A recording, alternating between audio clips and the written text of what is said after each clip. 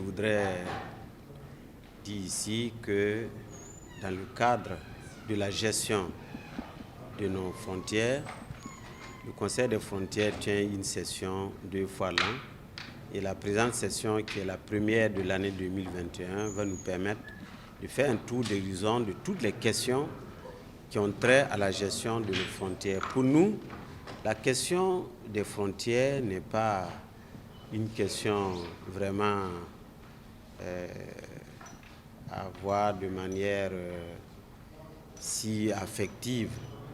parce que dans le processus d'intégration de nos États, la frontière en fait est appelée plus à disparaître qu'à subsister. Et le Burkina Faso ne fait pas de la question des frontières donc des questions extrêmement, j'allais dire, négatives. Nous voulons plutôt faire en sorte que la frontière soit de plus en plus un instrument de viabilisation et d'épanouissement des populations qui vivent dans ces espaces-là. Et donc, c'est pourquoi nous mettons l'accent sur la coopération transfrontalière, nous mettons l'accent sur la sécurisation des frontières, puisque, comme vous le savez, les terroristes comme les bandits de grand chemin utilisent la frontière pour se faufiler. C'est pourquoi nous avons beaucoup de problèmes sur la zone des 3 frontières entre le Burkina, le Mali et le Niger, parce qu'il est facile de passer d'une frontière à l'autre et de bénéficier en quelque sorte de la difficulté que nos services de sécurité ont à franchir pour aller dans un pays tiers. Donc aujourd'hui, nous voulons surtout travailler à dynamiser notre coopération et à développer les zones frontalières.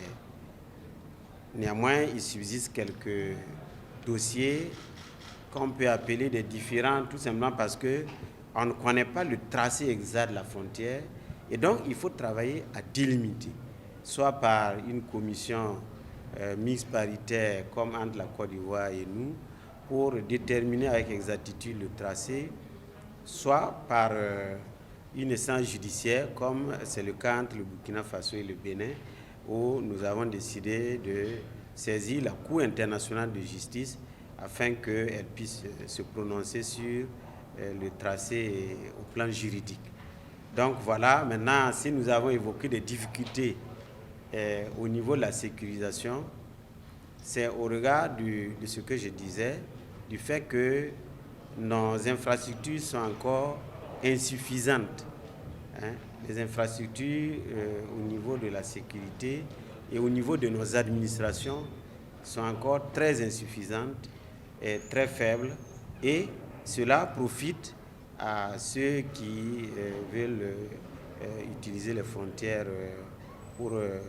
des actes malveillants. C'est de cela que nous parlons, et c'est des défis anciens et nouveaux que nous avons, et la présente session va nous permettre de travailler encore, de prendre des résolutions encore plus fermes pour marquer la présence de l'administration et des structures de sécurité, également des infrastructures économiques, sociales dans les zones frontalières.